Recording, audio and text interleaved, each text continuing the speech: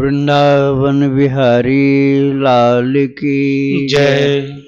राधा रानी की जय। श्री गुरुदेव भगवान की जय। राधे राधे। भक्ति प्रश्नोत्तरी कार्यक्रम प्रारंभ किया जा रहा है। आइए हम भक्ति संबंधित प्रश्नों को श्रवण करें। श्री राधे राधे गुरु जी, आपके श्री चरणों में कोटि कोटि दंड प्रणाम। प्रश्न है, नए भक्तों के लिए रामचरितमानस का अध्ययन क्यों आवश्यक है? रामचरितमानस पढ़ने से क्या क्या लाभ होते हैं? इसे किस प्रकार पढ़ना चाहिए तथा भक्ति में आगे बढ़ने के लिए राम नाम की महिमा किस प्रकार सहायक होती है? देखो, हम सभी लोग साधक हैं, तो साधक का मतलब जो भगवान की भक्ति प्राप्त करने के लिए साधना करने में लगे। तो ये रामचरितमानस अर्थात रामायण जो है, ये केवल नए भक्त के लिए नहीं होता, सभी के लिए होता है। नए भक्त के लिए भी है और पुराने और सिद्ध पुरुषों के लिए भी है। बस इसमें कैसे हम पाठ करें, कैसे लगें, इसकी बात है जी। तो तुलसीदास जी ने कहा है, जे यही कथहि स्नेह समेता, कही सुनी हैं समुझ सचेता, होई हैं राम चरण अनुरागी, कलिमल रहित सुमंगल भागी। अब देखो, इसमें सब प्रकार के साधक की बात आ गई। जे यही कथहि स्नेह समेत, कथा को, जिस कथा को अर्थात राम जी और राम जी के भक्तों की इस कथा को, राम जी के भक्त हैं, हनुमान जी हैं, लक्ष्मण जी हैं और सुग्रीव हैं, विभीषण जी हैं, ये सब राम जी के भक्त हैं। उनकी भी कथा इसमें है और राम की भी कथा है। तो इस कथा को क्या करना है? कही है, सुनी है, समुझी सचेता। जो बिल्कुल सामान्य प्रारंभिक साधक है, उसको सुनना है, और जिनको थोड़ा ज्ञान हो चुका उनको कहना भी है। कही है, सुनी है और समझी। और समझ का मतलब श्रोता समझ करके उस चीज को धारण करे और सचेत रहे। जे यही कथन स्नेह समेता, कही हैं सुनी हैं समुझ सचेता, होई हैं राम चरण अनुरागी, कलिमल रहित सुमंगल भागी। कलयुग के दोषों से मुक्त होकर के बहुत कल्याणकारी हो जाएंगे और राम जी के चरणों के भक्त हो जाएंगे। तो कथा को सुनना है, सुनी है, कही है, समुझ सचेता। सचेत अर्थात श्रद्धावान होकर के, सावधानी से श्रद्धावान जो यदि होंगे तो उनको पूरा लाभ मिलेगा। और भवानी शंकरो वंदे श्रद्धा विश्वास रूपेण, याभ्याम विना पश्यन्ति सिद्धा स्वांतस्थमीश्वरम। बालकांड के प्रारंभ के श्लोक में ही ये तुलसीदास जी ने कह दिया कि भवानी और शंकर जो श्रद्धा और विश्वास के रूप हैं, अर्थात जीवन में श्रद्धा और विश्वास दोनों होने चाहिए, तो उनके द्वारा ही प्रगति होती जाएगी, चाहे साधक हो चाहे सिद्ध हो। सिद्ध को भी यदि श्रद्धा विश्वास नहीं होगा तो लाभ नहीं मिलेगा। और फिर क्या करना है? इसके बाद जप करना, नाम का कथा श्रवण करना। एक बात, जानने लग गए हो, ज्ञान हो गया तो कही है अर्थात सुनाना है, और सचेत होकर अर्थात सावधानी के साथ।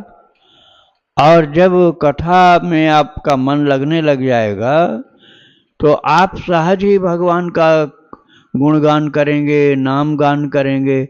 और नहीं इतना है तब भी शुरू कर दीजिए।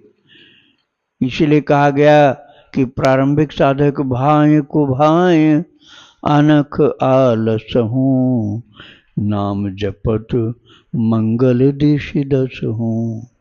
जो प्रारंभिक साधक है उसके अंदर मान लो भाव नहीं उत्पन्न हुआ, तब भी नाम जप करना है। आलस से भी कर सकता है, बातचीत में भी भगवान का नाम बोल करके फिर और बातें बंद कर दे, और नहीं भावनाएं अच्छी हैं तब भी नाम जप करे तो धीरे धीरे ठीक हो जाएगा। तो इस बात को बहुत ज़्यादा महत्व देना है कि हमको कथा भी सुननी है और नाम जप भी करना है, और सचेत अर्थात श्रद्धा पूर्वक सावधानी पूर्वक सुनना है। तब फिर जीवन में कभी भी आप निराशा नहीं होगी, कभी दुख नहीं होगा, और फिर तो नाम के भरोसे अर्थात प्रभु के नाम के भरोसे और भगवान के ऊपर विश्वास के भरोसे फिरत स्नेह मगन सुख अपने, नाम प्रसाद सोच नहीं सपने। भगवान के आनंद में आप विचरण करते रहेंगे, कहीं भी होंगे, सोच नहीं सपने, स्वप्न में भी शोक नहीं होगा, और प्रभु के भक्ति के रस के आनंद में आनंदित रहेंगे। तो इतनी बातें यदि आप सावधानी से श्रवण करें तो आप मानस के प्रेमी हो जाओगे और जीवन भगवत प्रेम से भरपूर हो जाएगा। राधे राधे। हर्षित जी मुंबई से, इनका प्रश्न है, गुरुजी गीता के 7वें अध्याय के 16वें श्लोक में भगवान 4 तरह के भक्तों की व्याख्या करते हैं, तो हम जैसे नाम जप करने वाले भक्त कौन सी श्रेणी में आएंगे?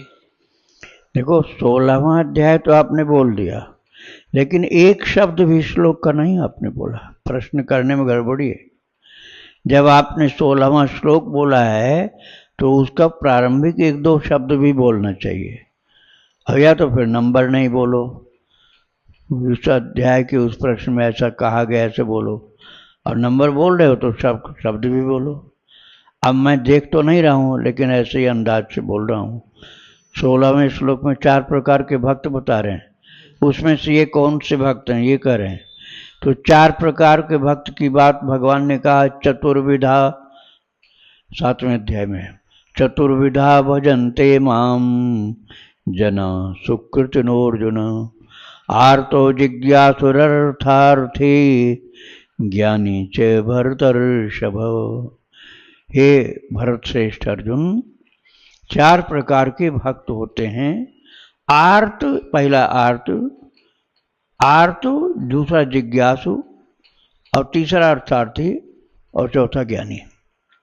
आर्त का मतलब हुआ कोई तकलीफ आ गई, राम राम राम राम प्रभु ठीक कर दो, हमको ठीक कर दो, यही पुकार रहा है और भगवान का नाम ले रहा है, याद कर रहा है, अब मुझे ठीक कर दो प्रभु, ये बीमारी हो गई, ये तकलीफ हो गई।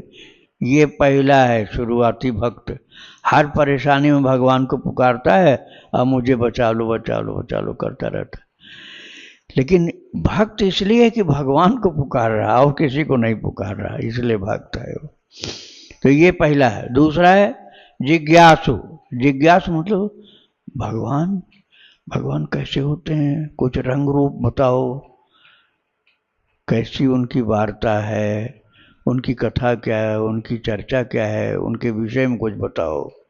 तो ये सब जानने की जो इच्छाएं होती हैं भगवान के विषय में, उनके नाम रूप लीला धाम के विषय में जानने की इच्छा जिसके अंदर है वो जिज्ञासु भक्त है। उसको कथा सुननी पड़ेगी, भक्त चरितावली, भगवंत चरितावली सुननी होगी, तभी ज्ञान होगा। 2 हो गए, पहला दुख में पीड़ा के कारण पुकार रहा, दूसरा है जानने की इच्छा से भगवान को याद कर रहा, और आर्तो जिज्ञासु, तीसरा अर्थार्थी। अर्थार्थी का तात्पर्य प्रभु रुपए पैसे मिलते रहें, ऐसा कोई धंधा दो, नौकरी दो, ये अर्थार्थी भक्त है। अर्थार्थी मतलब अर्थ का अर्थी है। अर्थ अर्थात रुपए पैसे, रुपए पैसे अपनी शान शौक सुविधा। और कोई तो ऐसा है कि साईं इतना दीजिए जामे कुटुंब समाए, मैं भी भूखा न रहूं साधु न भूखा जाए। संतोषी स्वभाव का है कि प्रभु इतने दे दीजिए कि हम भी भूखे न रहें, कोई आ जाए तो भी भूखा न रहे। और कोई कहता नहीं, हमारे पड़ोसी की जो बिल्डिंग बड़ी ऊंची बन गई, उससे ऊंची हमारी होनी चाहिए, उसके पास 5 फैक्ट्री, हमारे उससे ज़्यादा होना चाहिए। संतोष कभी नहीं जिंदगी में उसको। वो पक्का बिजनेसमैन बनना चाहता है। भगवान यदि मिल रहे हो तो भगवान को बेच करके भी भगवान से पैसा वसूल कर लेगा। तो वो असंतोषी है, लेकिन अर्थार्थी वो भी है। ये जो नास्तिक हो, नहीं हम भगवान को नहीं मानते होते, हम तो अपने बिजनेस को, अपने जो अर्थ की नीति हमारी है, जो हमारे पास स्कीम है, जो हमारे पास प्रोजेक्ट है, उससे मैं अर्निंग करता हूँ, भगवान से क्या मतलब। तो वो भक्त नहीं है, वो कैसा भी भक्त नहीं है, लेकिन भगवान को मानता है, किंतु कुछ दें तो सही, और पैसा नहीं दिए तो हम नहीं मानते ऐसे भगवान को। तो अर्थार्थी है वो। और ज्ञानी भक्त कौन सा है? प्रभु हमारे सब कुछ भरण पोषण करने वाले हैं, उनके बिना तो हम जिंदा भी नहीं होते। उन्हीं की कृपा से मनुष्य का शरीर मिला है, उन्हीं की कृपा से हम चल रहे हैं, उन्हीं की कृपा से हमारे समझ भी ठीक है, उन्हीं की कृपा से कुछ भजन भी हो जाता है। वो आज भी संभाल रहे हैं, आगे भी संभालेंगे, इसका पक्का विश्वास हो और वैसे ही पवित्र जीवन हो। कुछ गड़बड़ न करे इसके लिए कि हमको ये चीज चाहिए, नहीं दे रहे हैं भगवान तो ये हम कर लेंगे, अपना दूसरा तरीका अपना लेंगे, बेईमानी वाला, मिलावटखोरी वाला, चोरी वाला। तो ऐसा न करके पूरा संतुष्ट भगवान के ऊपर, उनके विधान पर, उनकी कृपा पर, वह है ज्ञानी भक्त। वो ज्ञानी भक्त है, लेकिन ये बहुत ऊंची श्रेणी होती है। तो सबसे पहला वाला कौन था? आर्तो, जिज्ञासु, अर्थार्थी, ज्ञानी। तो ये चार भक्त हैं। इसमें से ये कौन है? प्रश्न करता है, पूछ रहा है ये कौन है। अब मैं आपको कैसे, न कभी देखा, न सुना, न समझा, न आपके साथ रहा। अब आप इनमें से क्या करने वाले हो ये तो आप ही जानो। मैंने चारों की परिभाषा बता दी। अब जो परिभाषा आप पर घटित होती हो, आप समझ लो वही हो। राधे राधे। इनका दूसरा प्रश्न है, गुरुदेव मेरा भगवान से सखा भाव है, तो क्या मैं जिज्ञासु भक्त बनकर भी उनकी भक्ति कर सकता हूँ? जिज्ञासु भक्त होना खराब बात नहीं, बढ़िया बात है। जिज्ञासु के लिए आवश्यक होता है भगवान के चरित्र सुनना, भगवान के भक्तों का चरित्र सुनना, नाम जप करना, ध्यान करना, सेवा करना और भगवान का भरोसा करना। ये जिज्ञासु भक्त के लिए आवश्यक होता है। तो आप ऐसा करिए तो आप जिज्ञासु भक्त बन जाएंगे। राधे राधे। आराध्या जी हैं, इनका प्रश्न है, गुरुदेव मैं जब भी सोती हूँ, मतलब कभी नींद में होती हूँ, कभी जागृति में ही, तो मेरी सांसों में अचानक से एक बहुत अलग और दिव्य सुगंध कुछ सेकंड के लिए प्रकट होती है और तुरंत गायब हो जाती है। पर थोड़ा समय सांसों में महसूस होता है कि कुछ मीठा सा जिह्वा पर स्वाद भी आता है, पर यह सोने में ही महसूस होता है, जागते वक्त नहीं होता। इसका क्या मतलब है? मैं केले कुंज से 5 साल से दीक्षित हूँ और अपनी साधना गुरुदेव कृपा से नियम पूर्वक करती हूँ। आपके अंदर भक्ति है, अब उसको आप और ज़्यादा विकसित करिए तो ये सुगंध आपको जगने में भी आने लग जाएगी। अभी शयन काल में ही आपको महसूस हुई, लेकिन आप यदि इस भक्ति को, प्रेम को, भगवान की सेवा को बढ़ाओगे तो निश्चित ही जगने में भी ये सुगंध आना शुरू हो जाएगी। तो आपको निराश नहीं होना है, अच्छे लक्षण हैं, आपको आगे चलना। श्री राधे राधे। इनका दूसरा प्रश्न है, गुरुदेव मैं आपके भक्त प्रश्नोत्तरी और भक्त चरितावली सुनती हूँ, जिसमें मीराबाई जी का मैंने चरितावली 2 बार पूर्ण सुन चुकी हूँ, बहुत ही आनंद आया है। गुरुदेव आप जब से आपके मुख से नाम लेखन की महिमा सुनी है, तो 1000 राधा नाम नियम पूर्वक रोज लिखती हूँ। अभी तक 3 लाख नाम लिख चुकी हूँ, जब तक श्री जी चाहेंगी लिखती रहूँगी। हनुमान जी वाली जो लेखन बुक आती है उसी में लिखती हूँ, क्या मेरी बुक वहाँ जमा हो जाएगी? और चलते फिरते सोते वक्त हर समय नाम जपने की पूरी कोशिश करती हूँ। संख्या से नाम जप कर पाती हूँ, पर अपने प्रिया प्रियतम की याद हमेशा बनी रहती है। अपने गुरुदेव द्वारा प्रदत्त मंत्र 11 माला सुबह ब्रह्म मुहूर्त और स्नान के शाम के समय 11 माला दोनों टाइम करती हूँ। गुरुदेव द्वारा दिए गए सारे नियम उनकी कृपा से कर पाती हूँ। अष्टयाम सेवा भी करती हूँ, क्या मुझे प्रभु से प्रेम प्राप्ति हो पाएगी? मुझे राधा कृष्ण के विरह में डूबना है और मेरा सहचरी भाव है। हाँ, आपका मार्ग ठीक है, बिल्कुल मार्ग सही है आपका। आपका लेखन जो हुआ है, नाम जप, लेखन जप बोलते हैं उसको, वो लेखन जप जो आपने लिखा है, कोई भी नाम है, राधा नाम, कृष्ण नाम, सीताराम, राधे श्याम, जो भी आपने लिखा है, वो सब यहाँ जमा होता है। भक्ति आश्रम में राम नाम बैंक बना हुआ, उसमें जमा होता है। बहुत सुंदर सुंदर लिखना, भाव से लिखना, घसीट के नहीं लिखना, लाल स्याही से लिखना, और लिखते समय किसी से बातचीत मत करना, बिल्कुल नहीं। जरूरी बात हो तो पेन रोक दो, लिखना बंद कर दो, बात कर लो, उसके बाद कह दो भैया अब बात पूरी हो गई, अब हम आपसे बात नहीं करेंगे, अब हमको लिखना। फिर लिखते समय नहीं बात करो, फिर जरूरत हुई तो लिखना बंद करो। आप चरितावली सुन सकते हो, चरितावली, भक्तों का चरित्र, भगवान का चरित्र सुन सकते हो। धीमी स्पीड में लिखना, जल्दी जल्दी जल्दी जल्दी लिखोगे तो सुन भी नहीं पाओगे, न लेखन ही सही रहेगा। इसलिए बहुत मंद गति से लिखिए, और सुन रहे हो तो उधर ध्यान लगा के सुनो। राधे राधे। आगे कह रही हैं गुरु जी कि मानसिक श्री 84 जी का रोज आसन पर बैठकर पूरा पाठ करती हूँ और गुरु कृपा से गुरु प्रदत्त जो भी नियम साधना दी गई है मैं करती हूँ और मुझे श्री 84 जी याद भी हो गई हैं। तो क्या मुझे इसी जन्म में जीते जी प्रिया प्रीतम मुझे मिल जाएंगे? क्या मैं उनको देख पाऊंगी, उनसे बात कर पाऊंगी? देखो, ये ऐसे समझो ना कि जैसे हम ये करते हैं, इसकी मजदूरी हमको दो। मजदूरी क्या चाहिए? मजदूरी में हम रुपया नहीं लेंगे, भगवान लेंगे। तो इतनी मजदूरी का तो कैसे मिल जाएगी भाई? कोई भी काम करोगे, अब कहोगे कि हमको 150 चाहिए, 1000 2000 चाहिए, वो तो कोई दे देगा। अब तुम कहोगे हम इतना पाठ करते हैं, इतना जप करते हैं, हम इतनी देर ये करते हैं, इतनी देर वो कर, इसकी मजदूरी कितनी मजदूरी चाहिए? हमें कृष्ण चाहिए। तो इतनी बड़ी मजदूरी तो नहीं मिलने वाली। ये मजदूरी मांगना पहले बंद करो। आप मजदूरी मांगना बंद करो। बिन मोल आप बिक जाओ उनकी सेवा के लिए, बेमोल। तुम मोल मांग रहे हो, मोल भी कितना महंगा मांग रहे हो। 2-4-6 घंटा भजन कर लेते हो और कहते हो हमको इतना कीमत चाहिए, और कीमत भी इतनी चाहिए कि दुनिया भी कुछ नहीं उनके सामने। इतनी छोटी, इतनी बड़ी दुनिया बिल्कुल छोटी सी है, इतनी बड़ी कीमत उनकी है, और उनको चाहते हो 4 घंटे की मजदूरी के बदले में। ये तो बहुत महंगा सौदा है आपका। ऐसा मत करो। आपकी कीमत तब बढ़ेगी जब ये लालच छोड़ करके बेमोल बिको।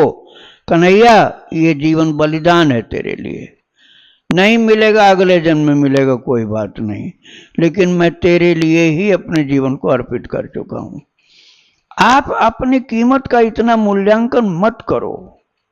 प्रभु की कृपा का मूल्यांकन करना समझना शुरू करो।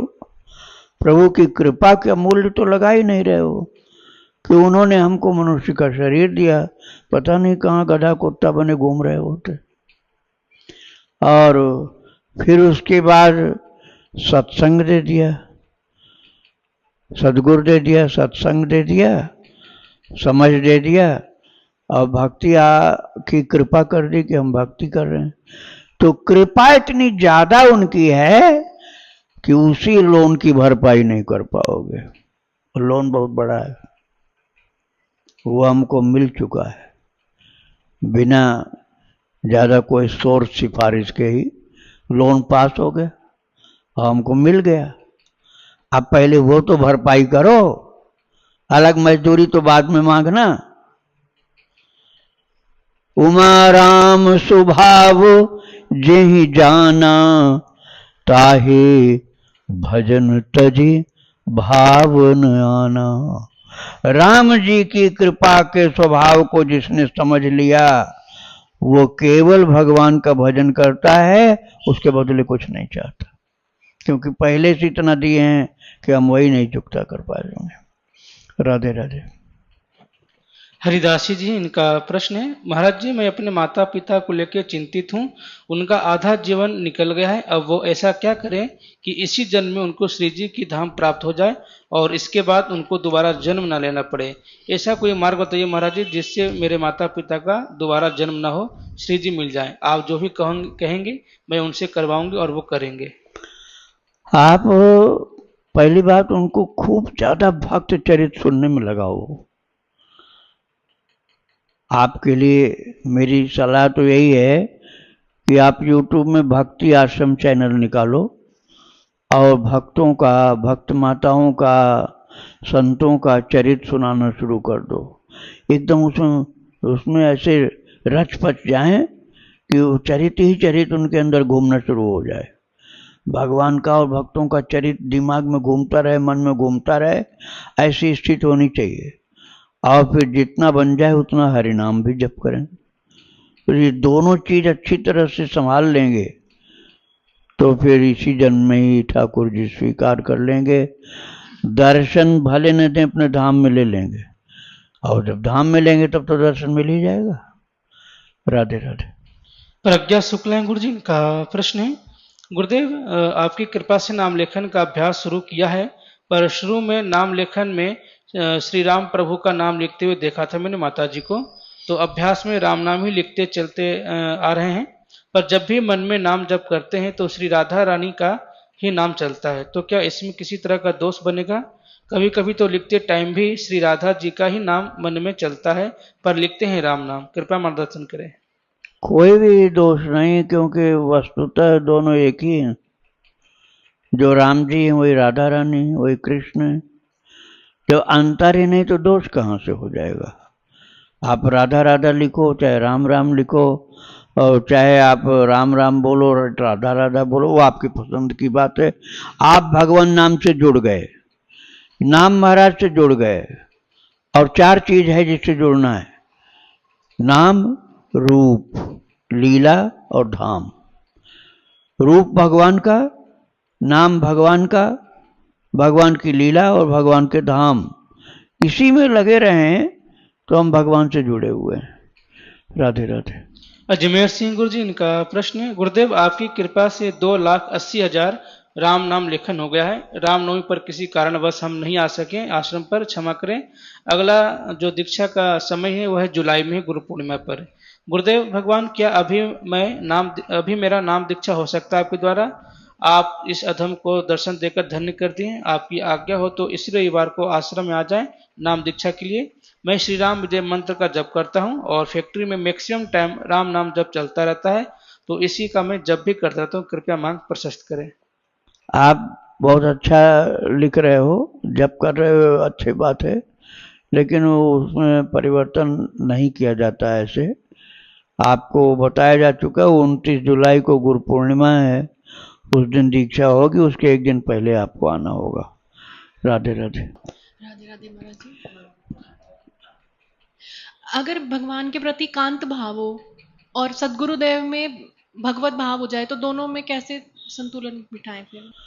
भगवान के प्रति कांत भाव है और सदगुरुदेव के प्रति भगवत भाव हो। भगवान का भाव, यदि इसमें सच्चाई हो तो कोई गलती नहीं हो, सच चल जाएगा। लेकिन सच्चाई कितनी है तो आप समझो। भगवान के प्रति कांत भाव का मतलब हुआ कि भगवान हमारे पति हैं, मैं उनकी पत्नी हूँ। तो अब इसमें कितना शुद्धता है, कितना सच्चाई है, ये प्रैक्टिकल लाइफ तो आपकी होगी ना, तो उसमें आप ही को समझना पड़ेगा। अब देखो, इससे भी कठिन दूसरा है, गुरु को भगवान मानना। आप गुरु को भगवान मान रहे हो, आप अच्छा है, मान सकते हो, हमारी ओर से मना नहीं है, लेकिन आप गुरुदेव में एक 0.00001 इतनी कमी आपने यदि देख लिया, भगवत बुद्धि खत्म। ये खतरा बहुत बड़ा है कि भगवान, गुरु को आप भगवान मान रहे हो, आपने देख लिया एक बहुत बारीक कमी, बहुत बारीक, वो 1% नहीं, 1 से भी बहुत नीचे। अब दिमाग में मन तो है, अरे ये कैसे भगवान, ये भगवान नहीं हो सकते, तो जैसे आम इंसान वैसे ये भी हैं, बस भाव बिगड़ जाएगा आपका। इसलिए बड़े बड़े महापुरुषों ने भी भगवान माना है किसको, जो मंदिर में विराजमान है या ध्यान में आते हैं। यह तो हम नहीं कर सकते कि गुरु को भगवान मत मानो, क्योंकि गुरु को भगवान माना भी है लोगों ने। और गुरु साक्षात परम ब्रह्म स्तुति में भी कही जा रही है, ब्रह्मा भी है, विष्णु भी, महेश्वर भी है, और साक्षात परम ब्रह्म भी है। लेकिन उसके लिए हम भगवान की वो बात माने जो उन्होंने 11वें स्कंद में भागवत जी में कहा है, आचार्यम माम विजानीयात नाव मन्नेत कर्हिचित न मर्त्य बुद्धिया सुयेन। आचार्य अर्थात गुरु के शरीर को मरण धर्मा मनुष्य नहीं देख पाओ तब कुछ टिकाऊ होगा। अब हमने देखा, अरे जैसे सब होते हैं बीमार ऐसे भी होते हैं, जैसे सबको दवाई खानी पड़ती है ये भी दवाई खाते हैं, जैसे सब मरते हैं ऐसे एक दिन भी मर जाएंगे या मर गए। अब भगवान की बुद्धि हट गई, तो इसलिए बहुत खतरा है इसमें। अच्छा, भगवान को आप दोनों मान सकते हो, गुरु को गुरु ही मानो, दूसरे को गुरु मत मानो। शिक्षा कहीं मिलती है तो शिक्षा गुरु मान सकते हो, लेकिन दीक्षा गुरु जिनसे दीक्षा मिली है उनको तो आपके वास्तव में गुरुदेव भगवान कहा जाता है। तो आप गुरुदेव भगवान आप बोलिए, आप दीक्षा गुरु तो एक ही रहेंगे, शिक्षा गुरु कई भी हो सकते हैं। और भगवान को आप भगवान माने, इसमें कोई खतरा नहीं है, क्योंकि भगवान अच्युत हैं, वो थोड़ा सा नीचे नहीं होते हैं, वो वहीं पर स्टैंड स्टिल, नीचे नहीं आते हैं। और मनुष्य नीचे आता है बस डामाडोल। अरे गुरुजी के मुंह से ऐसा शब्द कैसे निकल गया, गुरुजी के नहाने धोने में ऐसा कैसे हो गया, वो तो मनुष्य के ही जैसे हैं, फिर बुद्धि कब बिगड़ जाए कुछ भरोसा नहीं। तो इसलिए कांता भाव भी भगवान के लिए रखो और भगवान का भाव भी भगवान के लिए रखो। मेरी एक सलाह की बात है, क्योंकि मन बहुत ही गंदा है, अभी का नहीं पुराना गंदा है। अभी जैसे तुम गुरुजी महाराज के चरण धो रहे हो, अब चरण धोने में अब कहीं, अब देखो आपकी श्रद्धा कितनी ऊंची है तो हम जानते नहीं।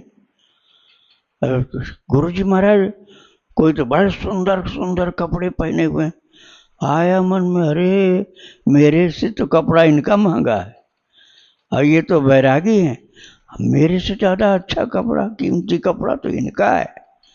हो गई कमी एक। अथवा अब देखिए सोचने के क्या क्या रूप हो सकते हैं। सुखदेव जी भी गुरु जी थे, संपूर्ण सर्वांग निर्वस्त्र, और जब परीक्षित के पास नहीं पहुंचे थे तो लोग कंकड़ मार रहे थे उनके ऊपर। भागवत जी में लिखा हुआ है, जब सुखदेव जी जा रहे थे ना भागवत करने के लिए, तो उनके ऊपर बच्चे और ग्रामीण स्त्रियां कंकड़ पत्थर धूल फेंक रहे थे। तो अरे ये तो नंगा चल रहा है, गाली बक रहे थे ऐसे। और वहां गए तो वो भी महान एक शिष्य थे परीक्षित, कि चरणों में दंडवत लौट गए और चरण धो करके पान कर रहे हैं, और वहां गुरु को भगवान मान रहे हैं। नंगे हैं गुरु जी तब भी, और ठाट बाट वाले हैं तब भी, दोनों में गुरु जी का रूप देखा जा रहा है। आप ऐसा कर पाओगे? गुरु जी आपके सामने किस अवस्था में आ गए, आपको बुद्धि तौलने लग जाएगी ना, फिर आपकी बुद्धि श्रद्धा बिगड़ जाएगी। तो आपको अब देखो, हमने देखा था, हम तो उनके साथ रहे थोड़ा दिन, देवराहा बाबा। देवराहा बाबा वैसे पूर्ण नग्न रहते थे, पूर्ण नग्न, हम लोगों के सामने नग्न रहते थे। माताएं आती थी तो कपड़ा तो नहीं पहनते थे, एक मृगचर में से उठा लेते थे अपने आगे, क्योंकि वो माता ने तो बड़बड़ाने लग जाएंगे कि बच्चा बाबा बनता है और लिंगोटी तक का ध्यान नहीं, लिंगोटी भी नहीं पहनता। आपको मैंने एक चरित्र सुनाया है, राम नाम लेखक अवधूत, आप निकालना भक्ति आश्रम चैनल पर, राम नाम लेखक अवधूत की चरितावली भक्ति आश्रम निकल के आएगा। सरसैया घाट पर कानपुर में बैठे हैं गंगा किनारे, सन 45 की बात है, और लगातार बालू पर राम राम लिख रहे हैं, हाथ से मिटाते जा रहे, लिख रहे मिटाते जा रहे हैं, और राम मंगलदास जी उनका चरण छू के बैठ गए। तो थोड़ा सा मुस्कुरा के बोले, हाँ मैं जानता हूं तुमको। आओ, माताएं आ रही गंगा नहाने, वो क्या बोल रहे हैं, नंगा बैठा है और बनता है बड़ा साधु, शरीर का ध्यान नहीं, नंगा बैठा है यहां। अब बताओ, ये भी श्रद्धा है उनकी। और एक योगी आए हैं अयोध्या जी से, वो उनका चरण छू रहे हैं। तो आप अपनी श्रद्धा को तौलिए, कहां तक आप टिक पाओगे, टिक पाओगे कहां तक ये समझना मुश्किल है ना। तो इसलिए इस पर विचार करना होगा। राधे राधे। पूर्व में भक्तमाल कंठी धारण की हुई थी, तो हमसे किसी ने कहा कि अशुद्ध अवस्था के दिनों में भक्तमाल कंठी नहीं धारण की जा सकती, तो हमने उतार दी। अब वो बाद में हमसे गुम हो गई है, तो उसका क्या दोष होगा और फिर क्या निवारण किया जाए? खो गई? हाँ जी।